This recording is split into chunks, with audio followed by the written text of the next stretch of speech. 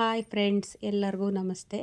ನಾನಿವತ್ತು ಸುಲಭವಾಗಿ ರಾಗಿ ಮುದ್ದೆನ ಮಾಡೋದು ಹೇಗೆ ಅಂತ ತೋರಿಸ್ಕೊಡ್ತಾ ಇದ್ದೀನಿ. ನಾನಿಲ್ಲಿ ಎಣ್ಣೆ ಅಥವಾ ತುಪ್ಪ ಏನನ್ನೂ ಬಳಸೋದಿಲ್ಲ, ಹಾಗೆ ಮಾಡ್ತೀನಿ. ಈಗ ಸ್ಟವ್ ಹಚ್ಚಿ ಒಂದು ಪಾತ್ರೆನ ಇಟ್ಕೊಳ್ತಾ ಇದ್ದೀನಿ. ಪಾತ್ರೆಗೆ 2.5 ಕಪ್ಪಷ್ಟು ನೀರನ್ನು ಹಾಕ್ಕೊಳ್ತಾ ಇದ್ದೀನಿ. ನಾನಿಲ್ಲಿ 3 ಮುದ್ದೆ ಆಗೋಷ್ಟು ನೀರು ಹಾಕ್ಕೊಳ್ತಾ ಇದ್ದೀನಿ. ನೋಡಿ, 2.5 ಕಪ್ಪು. ಇದಕ್ಕೆ ಸ್ವಲ್ಪ ಬಿಸಿ ಆಗಬೇಕು ನೀರು. ಜಾಸ್ತಿ ಬಿಸಿ ಆದರೆ ಗಂಟಾಗ್ಬಿಡುತ್ತೆ. ಅದರಿಂದ ಸ್ವಲ್ಪ ಬಿಸಿ ಆದಾಗ 1/4 ಸ್ಪೂನಷ್ಟು ರಾಗಿ ಹಿಟ್ಟನ್ನು ಹಾಕಿ ಸಣ್ಣ ಉರಿಯಲ್ಲಿ ಸ್ವಲ್ಪ ತಿರುಗಿಸ್ಕೋಬೇಕು. ಬಿಸಿ ಜಾಸ್ತಿ ಆದರೆ ಗಂಟಾಗ್ಬಿಡುತ್ತೆ. ಅದರಿಂದ ಈಗ ಕುದಿಯೋವರೆಗೂ ಸ್ವಲ್ಪ ತಿರುಗಿಸ್ತಾ ಇರಬೇಕು. ನೋಡಿ, ಈಗ ಕುದಿ ಬರ್ತಾ ಇದೆ.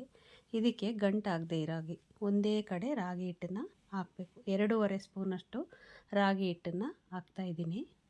ಇದು ಒಂದು 6ರಿಂದ 7 ನಿಮಿಷ ಕುದಿಸ್ಕೋಬೇಕಾಗುತ್ತೆ. ಹಿಟ್ಟಾಕಿ ಹಾಗೆ ಬಿಟ್ಟರೆ ಒಂದು 6ರಿಂದ 7 ನಿಮಿಷ ಕುದಿಸ್ಕೋಬೇಕು. ನೋಡಿ, ಇವಾಗ 7 ನಿಮಿಷ ಆಯಿತು. ಈಗ ನಿಧಾನವಾಗಿ ಆ ರಾಗಿ ಗಂಟನ್ನು ಹೊಡೆದು ನಿಧಾನವಾಗಿ ತಿರುಗಿಸ್ಕೋಬೇಕು. ನೋಡಿ, ಈಗ ಸ್ಮೂತಾಗಿರೋ ರಾಗಿ ಮುದ್ದೆ ಎಷ್ಟು ಚೆನ್ನಾಗಿ ಬರ್ತಾಯಿದೆ.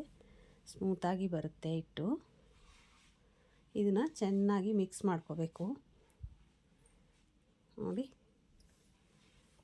ರಾಗಿ ಮುದ್ದೆ ಸ್ವಲ್ಪ ನೀರದೇ ಕೈಯನ್ನು ಎತ್ಕೊಂಡು ರಾಗಿ ಮುದ್ದೆನ ಮಾಡಬೇಕು. ಬಿಸಿ ಇರುತ್ತೆ. ಹೀಗೆ ಒಂದು ಮರದ ಹಲಿಗೆಯ ಮೇಲೆ ನಾವು ಈ ಥರ ಮಾಡ್ಕೋಬೋದು ಮುದ್ದೆನ. ವಿಡಿಯೋನ ಪೂರ್ತಿಯಾಗಿ ನೋಡಿ ಫ್ರೆಂಡ್ಸ್.